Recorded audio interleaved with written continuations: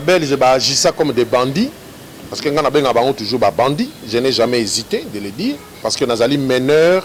Il y a plainte au Yokota dans ces pays calamingité pour abus au basala et puis détournement belé basala. Le cas moko échantillon moko yango lelo chef de l'État a inauguré musée parce que tous allez parmi oyo bazali ko préparer plainte il y a ko déposer dans ces pays. Biso nangasa tous allez ko préparer plainte wana contre la Belgique.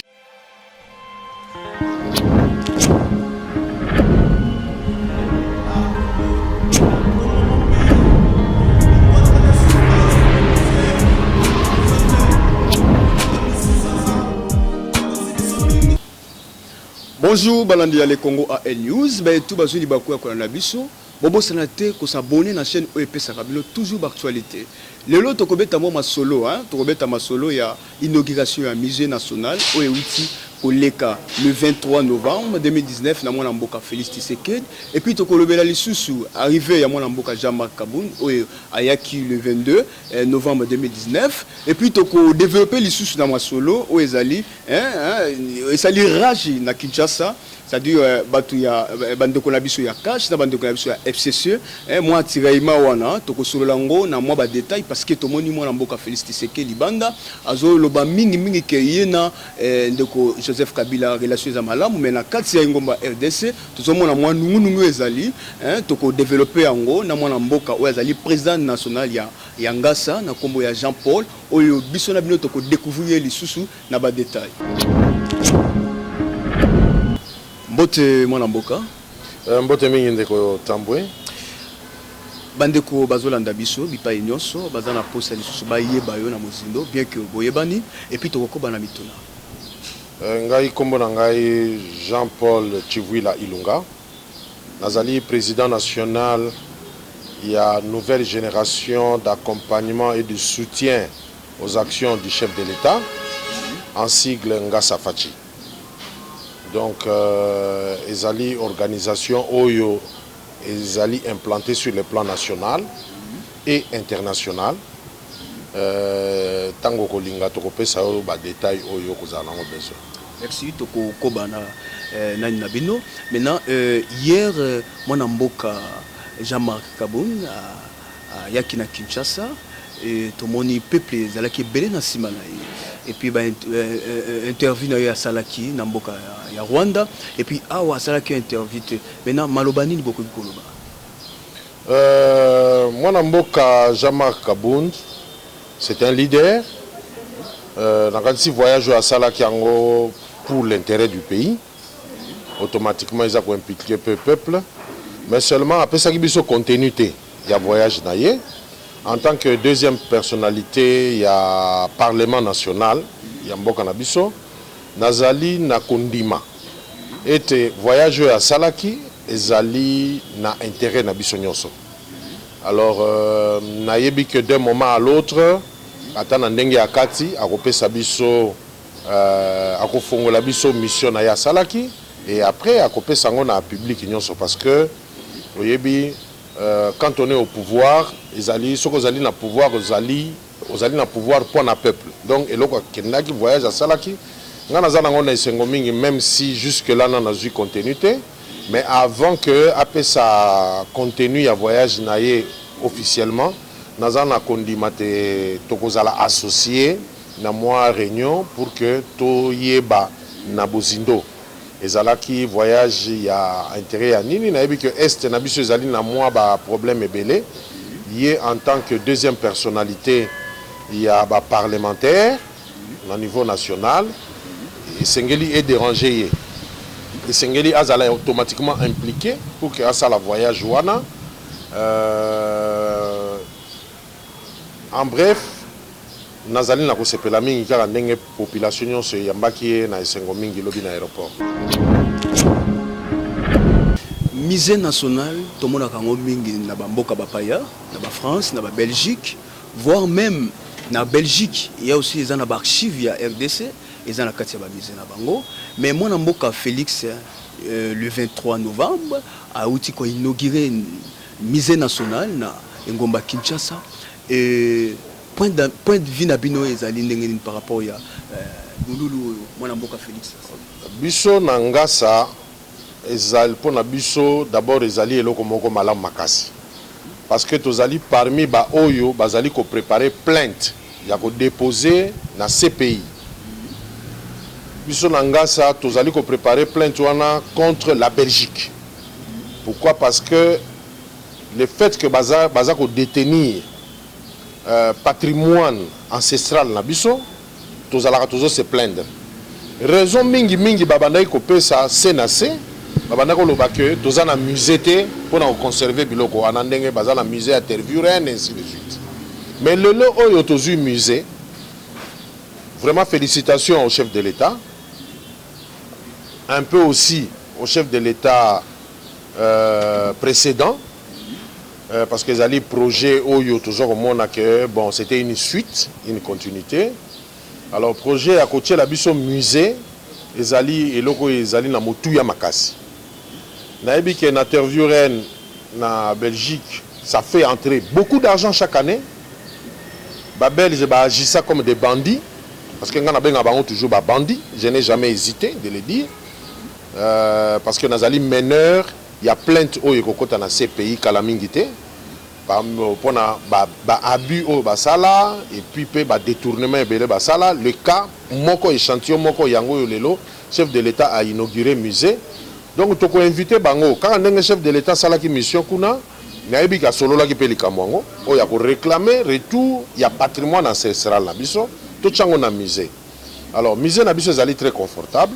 Félicitations encore une fois au chef de l'État parce que a chango parmi ba biloko yo to banayi kozanga na mboko yo.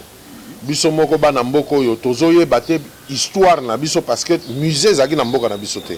Et sengelo luka visa pour un jour comme en Belgique au sala boina bopo un jour que nous kotanga au moins parcours il y a histoire ya mboka na biso. Alors un peuple qui porte son histoire, c'est un peuple qui peut envisager l'avenir. Donc ngai na sepeli makasi mais naebi que ce n'est pas encore gagné parce que les Belges, comme je dis toujours, ils se comportent comme des bandits. Ngonga yango yo ba rectifier ne fût-ce que tir na likambo moko ba ya bazongisa ba patrimoine ancestral na biso ezonga siko na Kinshasa toko yambango na esengo mingi soki bazongisi yango biso toko retirer eloko wana na plainte na biso omoni. Alors kozala na musée na kati ya mboka ba jeune même génération na ngai tozwa chance wana te mais chef de l'État lelo apesi biso chance wana et puis ezali na vent touristique oyo kolanda et qu'on permettre peu bino ba jeune beaucoup ma histoire ya mboka na biso partant de certaines références. Kinshasa lelo conflit ezali entre bandeko na biso ya Cash na bandeko na biso ya FCC. Même si balobi que mwana mboka Félix il faut akabwa na Kabila, même si balobi était mwana mboka Félix na Kabila il faut bazala uni. Mwana mboka Félix Tshisekedi libanda zoloba ke yena mwana mboka Kabila relation za malamu. Ena maloba na bino to ba analyse nini bino aussi bosali et bokokolo bana ba onyo so balandi tout bazola na biso. Pour na biso nga sa position na biso ezalaka toujours clair que FCC Cash ezali mariage politique ou ezali na intérêt ya mboka. Et puis na ndenge to yebeli chef de l'État. To yebiye comme l'homme du peuple. To yebiye comme mutu azako sale la peuple. Soko bimiseka libanda ya kosale la peuple déjà bokoyoka na bien te. Alors biso toyebi que alliance basalaki ezali alliance politique par rapport aux réalités politiques. To salaki ba élection, to monaki résultat ba élection de salaki que mariage wana ezala.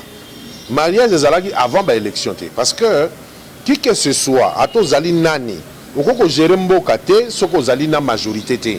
Au côté de majorité dans l'opposition, il faut comment est-ce qu'on peut travailler dans la majorité.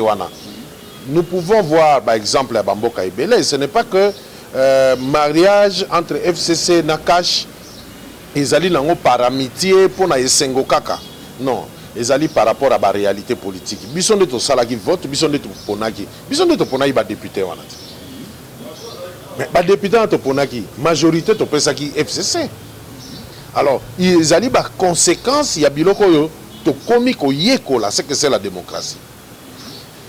Na niveau ya Cash, bazali na minorité, mais cette minorité avait la présidence. Automatiquement, il fallait basa la alliance. Alliance wana ezali pour un intérêt, il y a gestion en boka. Nakoko conseiller le lo que cache et se dissocier na FCC alors que bazali na majorité te. Ezali risque moko très élevé. Mais maintenant par rapport quand ils sont na kota ki na kota muzindo a question na yo ezali ba guerre moi ba frottement o ezali entre FCC na cache. Ba frottement wana ezali ba frottement o ezali poussé par des personnes égoïstes na kati ya FCC. Bazali ko protéger ba intérêt passé na bango balingi que ba intérêt passé na bango o ezalaki ko engloutir peuple ba intérêt wana ezala préserver. Alors que pour le moment Makambo s'est changé. Il faut pas reconnaître que Makambo s'est changé et ils doivent cette fois-ci travailler pour le peuple. Maintenant, est-ce que mariage FCC et un mariage qui aboutir dans RDC par rapport à Ndembolobi que l'intérêt mariage politique union c'est zalaka na ba difficulté. Ezaniti bana tata moko nakati anda couper baswanaka parce que bazo kanate koyokana o baza koyokana te ndenge na lobi yango awa ezali likambo ya ba intérêt politique et puis ba intérêt très égoïste. Nga eloko na tunaka tozomi tuna tilelo mutu asilisi déjà mandat ya président de la République. Est-ce que quand on rabaissé l'Issoussou a comme leader d'un parti politique, leader d'un regroupement politique? Non. Je crois qu'il y a que Joseph Kabila place à Zali. Il y a un rang, parce que ce que Zali, président de la République, est Zali top job. C'est-à-dire qu'après qu'on s'il s'est moussala wana, qu'on s'est moussala moussouté qu'on s'est na moukili. On travaille sur moutouté. Oko sala te musala ono naza leader ya parti politique naza président soki ya parti autorité morale yaki eloko nini yango. O comment déjà président de la République lelo o kiti o se rabaisser tina niveau ya kozala autorité morale parce que en 2023 c'est là ba rimer il faut zonga na pouvoir. Te ezali impossible. Akoko zonga lisusu na pouvoir te Joseph Kabila matin kitako zonga susu te même simple candidat akoko zala te. Pourquoi? Azali sénateur à vie. Cause à la sénateur à vie, nenga zaliwana, ezalité que province mokonde voté, ezalité parti politique mokonde voté, ezali constitution. Ce que balobi, ezali constitution de PSUO, ningisa ya kozala, na niveau boye, et là qu'ici que yo peuple ndé a yo place wana, comme sénateur à vie. Étant sénateur à vie, azo dépendre d'un parti politique. Nazo ebate soutien ni nango azwaka na FCC. Quelle est l'anguille sous roche? Oyo bazako linga batindika peuple abanda ko fouiner. On se pose la question. Joseph Kabila, à mon entendement personnel, nazo ka moi que a se rabaisser lelo a commis leader politique, aza autorité morale d'un regroupement politique. Parce que l'OE ils ont préféré que ceux qui moi la boka Kabila candidat indépendant, oye bien. 2 fois candidat indépendant. Atikala ko zala candidat à PPRDT. Atikala kozala candidat ya regroupement politique mon côté. Mais comment le lot a mis Kitisi a commis moins cher boye, a commis oh non. Ndewana même la fois passée na senga ki na lobi, ba tata mibimba, na ba mama mibimba, mikolo wana baza na FCC. Bango bako diriger FCC te. Batika Joseph Kabila tranquille. Parce que ba antécédent baza ko luka. Demain soki flamme bimi na mboko yo. Bako tsango na mutu ya Joseph Kabila. Bango batata wana na ba maman na bakotika na biso na Congo. Joseph Kabila va se retrouver seul devant la barre. Souvenir ni ona. Joseph Kabila tiki quand même ba souvenir ebele na mboko yo. 18 ans de pouvoir, tozana malamu ebele oyo totikali nango. Photo ya Joseph Kabila. Nani azaka nango te? Biso tozana nango. Atanga na zana ona ndako. Tozana nango na ba livre, na ba journaux. Est-ce qu'il a besoin aujourd'hui ba saler publicité ba tchaka ba panneau na ye? Soki bandeko ya FCC balingi bacha elongi ya Joseph Kabila basala pano moko na kati ya pano moko wana bache ya nani ya Félix Tshisekedi et puis bache ya Joseph Kabila ndenge tomona na bamboka msusu mboka kuta musika te kende na ata na Zambie awa okokuta que batu oyo basali alliance na président azali en place bacha elongi ya président na bango bache pe ya président actuel. Mais comment ngai question naza kotuna tilelo Joseph Kabila yebisa na biso pourquoi ami rabaisser tina niveau ya kozala lelo autorité morale d'un regroupement politique et pourtant lelo c'est une référence même pour l'Afrique. Joseph Kabila nengazawa C'est une référence même pour l'Afrique. Il faut attirer la neutre. Atabiso batwanga salelo toko osenga tokende kokutana naye apesa biso ba conseil. Batwa IDPS bako monaye, batu ya INC bako monaye, n'importe quel parti politique, n'importe quel leader ako okende ko monaye. Mais il y a kamati a déjà position morobo. Akiti a commis vraiment moins cher. Batata wana bazana FCC bako diriger FCC wana te. Pourquoi bango il faut que la bwana mboka Joseph Kabila ba problème parce qu'il y a trop jeune et carrière politique ezana nous pourquoi pas carrière politique ezali nini tango azwaki carrière politique on savait qu'il faut atika mandat na eza royaume te ayebaki que fin de fin il faut alongo akolongo à peu près il moko calculer déjà ayebaki déjà akolongo à peu près na ba âge tel. Il y a beaucoup de choses à faire. Il peut faire beaucoup parce qu'il le fait déjà. Na ba ferme, ba nini, tout ça qu'on apprécie biloko nyonso wana. Alors ba tata wana na ba maman wana baza na FCC, bati kandeko Joseph Kabila tranquille, ba mise en charge. Bazo bangani. Bazo bangani. Nini ngo ngala ubito babanga nini ngo peut-être biso tozo ba te ba biloko msusu po so ko bali peut-être ko fouiner to ko kuta. Parce que baza na ba ambition ebele, mwana mboka Shada ya lubaka ngo même na intérieur que continuité même ya mwana mboka Félix ezali ba projet na bango gratuité enseignement ezali ya bango ba soto mouton ba nzela on ezali ya bango yango moni ba lobby que il faut pas continuer toujours ba projet na bango parce que ba projet katana nzela ndeko nanga oyebi vie ezali continuité soko kuti mama moko lelo azali na bana mibale n'est-ce pas au préféré au sepeli na mama au lobi non ngana ngina bala yo ainsi de suite na ebité soko sengeli ko boma bana wana. Il faut bana wana bazala éliminer pour que yo ndima ko bala mama na bango. Non, ce qu'on lingi mama na bango, on continue éducation ya bana wana. Alors, la République est une continuité. La continuité, la RDC ne s'est pas arrêtée na minute wana. Après Joseph Kabila, la République continue. Donc, nazo na mitunaka, ce qui continuité zate, c'est-à-dire que na misé par exemple to bukango nano. To bande la misé mususu. N'est-ce pas? Continuité tikala kozala kaka depuis Kasavubu tilelo Mobutu akutaki Congo a continué. Après Mobutu Kabila père azui a continué. Abukaki babalabala te a changé ki ba venir te a changé ki te que oh non d'ailleurs kutu stade wana de martyr longwa place wana ikomi place mususu. Non, avenue Luambo tikala avenue Luambo. Donc c'est comme ça. Donc continuité et sengeli ezala. Oyo Joseph Kabila salaki ya malamu ba votaki ba loi wana soki Ndeko Félix à faire appliquer aussi. C'est ça la continuité d'une république. La république ne doit pas s'arrêter avec un changement. Non, la continuité doit exister. Parce que moi, Zalaki, peut-être la deuxième année primaire, Tango Ndeko Joseph Azolongwa, n'habite ce que moi, na maternelle. Pour abandonner parce que la période à Kabila, donc abandonner la sous à zéro pour continuer la période à Tshisekedi. Non, moi, nazo continuer. Donc la république continue, on n'arrête rien. Joseph Kabila a fait ce qu'il a fait. Félix a bandi il y a un mandat. Après mandat à Félix, peut-être que Zalayo, peut-être que Zalangaï, on continue. Donc, parce que Mbongo Oyo, Joseph Kabila a utilisé Zaya et ça est République. Donc il y a continuité. Merci beaucoup. On est à point de vue Nabino. Et Toko Tamo Muzindo, Tomoni Ozali président national, il y a Ngassa. Et au fond, Muzindo. Pourquoi Ngassa ezali au éclairci mobimana Ngassa. Bon, Ngassa Fachi, nouvelle génération d'accompagnement et de soutien aux actions du chef de l'État, ezali ASBL société civile. C'est une société civile. Pourquoi tu connais que la société civile? Parce que tu milieu sentaki que tu as une obligation ya ko accompagner chef de l'État en ce qui regarde le programme naïe.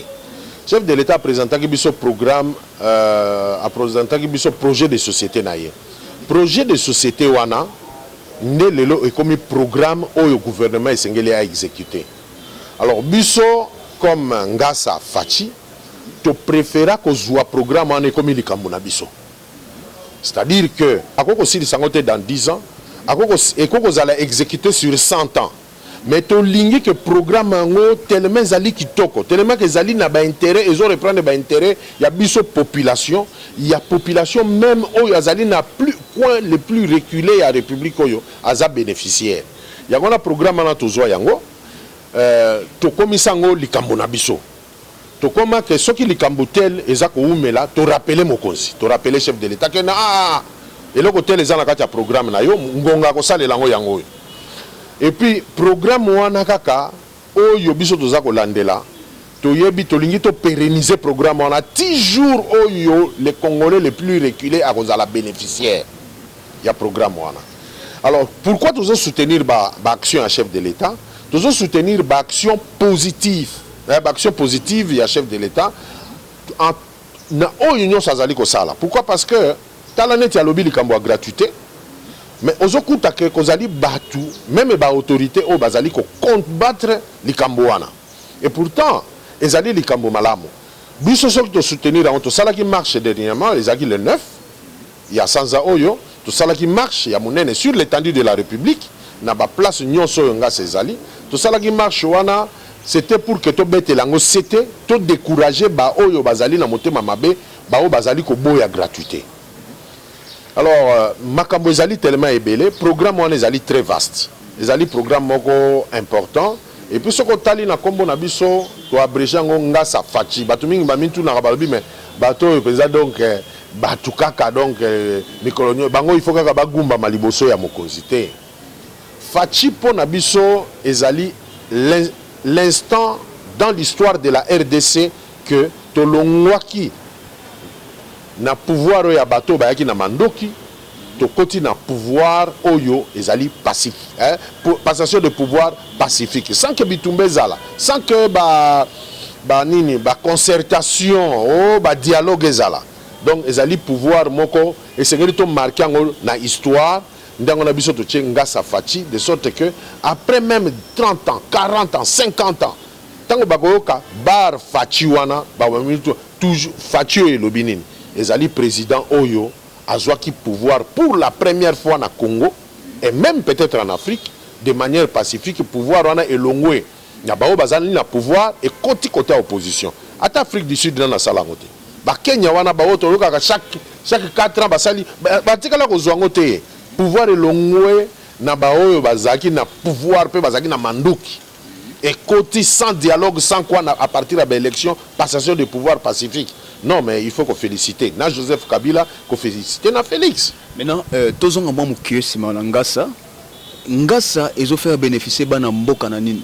Est-ce que bozali wana kaka pona Rolanda mielo ezali na sima mwana mboka Félix to ezali na intérêt moko oyo ko faire bénéficier peuple congolais parce que lelo tozomona et bimie belé na ba combo différent mais quand ko fungula mwa mukie sika wana te kozali ba association oyo ezali juste ba simple association d'accompagnement ou encore ba nani ba beti maboko biso tozali société civile c'est-à-dire que biso toye tozali wana pona éveil d'abord ya peuple a ba droit na ye peuple a se sentir azali protégé par ngasa place nyonso mwana ngasa zali na ba kwa nyonso bazalaka très protégé. Pourquoi? Parce que bayebi ko défendre ba droit na bango bayebi pe ko défendre ba droit ya communauté place bazali ko fanda musala tozali ko sala ezali ya ko rappeler mokonzi nyonso na niveau na ye que non eloko tel ezali na kati ya programme budget nango zanango pesa biso eloko wana.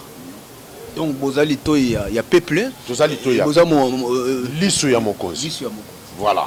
Est-ce que ngasa ezali porte eza kofungwa pona parce que il y a des Congolais libanda il y a aussi des Congolais bazana na kati ya mboka par rapport ya message bozo lancer ba msusu ba kontala que non il faut to s'adhérer na ngasa. Est-ce que ezali pe porte libanda ya mboka tozali na Canada plus précisément déjà na Ottawa et c'est banda qui ezali ko continuer.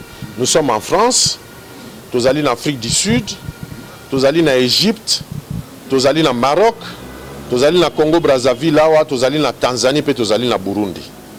Na kati ya mboka tozali bien implanté et que implantation na biso ezali très structuré. Ba porte nyonso ezali polele, ba porte ya ba adhésion ezali polele, ezali likambo ya que talaka ndenge siège na biso ezali monene. Et puis ezali l'emplacement moko stratégique de sorte que mutu moko taloba ke nonga ba pesanga possibilité te dans kota ngasa parce que à partir ngasa ba projet ya minene ezali ko salema ba projet o ezali ko permettre ba ngasa bazala ba pilote ya ba projet wana neti to bandi déjà na ba province to zali na ba biso to attirer ba investisseur musala au chef de l'état zali ko sala ya kokende kobeta mbela libanda. Soko abwaki mbela banani baza ko récupérer situation. Biso ngasa toza ko récupérer situation, toza ko récupérer ba investisseur wana, to yena bango to présenter bango pa ba gouverneur, ba sali ba nani ba étude du milieu na bango, ba bandi musala.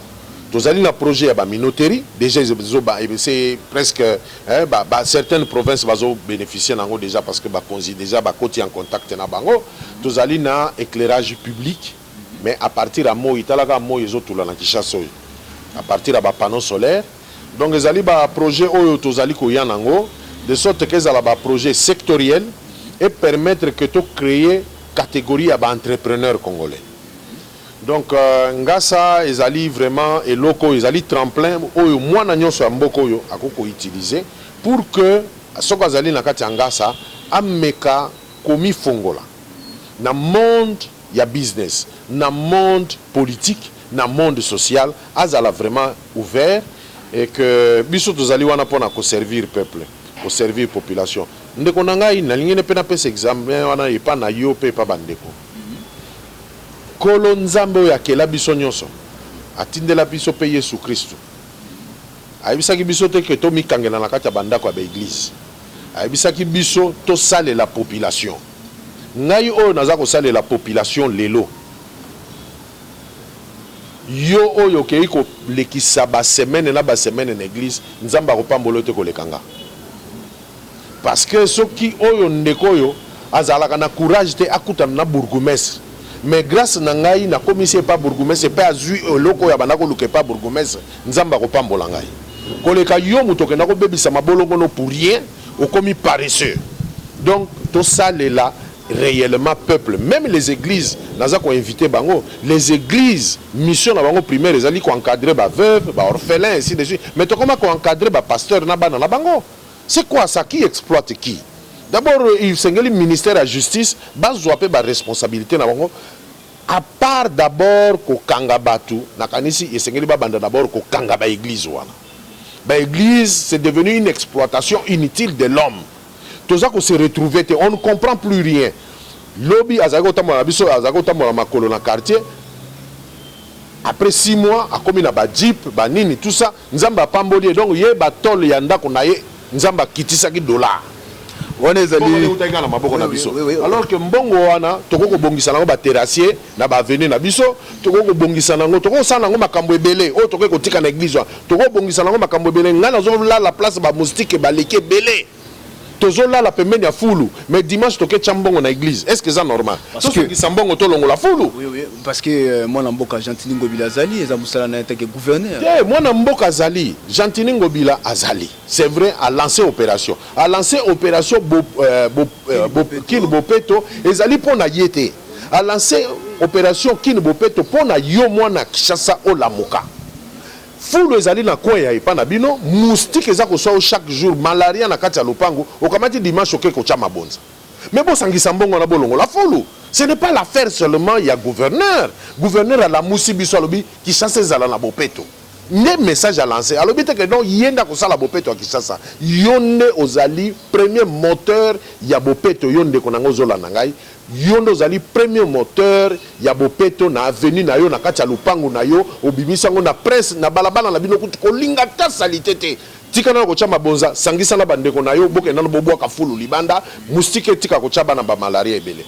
Merci beaucoup Mwana Mboka wana ezali ba point de vue ya Mwana Mboka oyo ezali président national ya Ngasa poto komana to komina suka émission na biso mais Mwana Mboka tolingi par rapport ya nyonso bolobi et malobana bino lisusu pona émission ya lelo oyo bokoki ko bakisa ezali nini émission ya lelo na mekai ko na moni ezali émission ezali ko permettre bato ba s'exprimer ezali très important parce que communication ezali loko ezangaka biso mingi na Congo yango wana totikalaka koyeba pe makambo ebele te liberté d'expression ezalaki penza te actuellement tous la liberté d'expression mais liberté d'expression le bité ko finga na sepeli mingi na émission na bino parce que ezali émission eza kotinda bato te babeta libaku baloba makambo esengeli te ezali émission ezali ko permettre mutu aloba oyo ekokika koloba pas kotindika mutu akende se retrouver que a komi koloba biloko oyo ekosala ke lobby amikuta devant justice Dans ces pays parce qu'ils allaient un peu plus, ils permettent à s'exprimer dignement et puis population peut l'endailler et comprendre et retenir l'essentiel. Merci mon Mboka. Mais moi question est-ce que nakati il y a groupe Oezali Ngassa bateau bazali banda comment quels sont les mécanismes bakoko ça la po ba kota ba sadere nakati ya place wana et moi clair moi bien. Tozali na numéro na kanisi numéro wana ezo le kanase. Alors numéro ya Ngassa bako ko contacter biso à partir de la siège place Tozali mais on a Congo na Goma na Bukavu na Kasumbalesa partout place Tozali bao bazali libanda na pesi déjà ba pays place Tozali mais à partir ya numéro ezo le kanase ceux qui babengi bakoyebisi bakopesa bango numéro ya responsable na mboka oyo bango bazali kuna. Donc nous sommes une grande structure Tozali très soudé ceux qui tozalaka Tozali kozela Tozali ba dialelo to beta pona kozela ke mokonzi apesa biso quelque chose to fonctionner mais le to bunga neti ba misusu. Donc nous sommes là Tozali na courage wana ya ko tia moi moke motoki na biso ensemble pour que vraiment population ya Congo base à la servi et que Moutounyoso droit na yeza la respecter. Droit ya Moutounyoso yeza la respecter. Wana bauti kolanda mwana mboka wazali président national ya Ngassa oyo ya engagé kiye pona kotia makanisi na intérêt ya mboka Congo. Bauti kolanda lisusu mwa ba élément oyo utaki koleka bana mboka ba mesana kolanda biso na ba etu bazuli bakwa kolanda biso bobo sénateur na ko s'abonner tout juste na chaîne EPS Rabino toujours ba information ezalaki ndeko ya bino mwana mboka ndeko Tambwe na sima kamera ezalaki na ndeko Papi Nzombo biso na bino to kokutana lisusu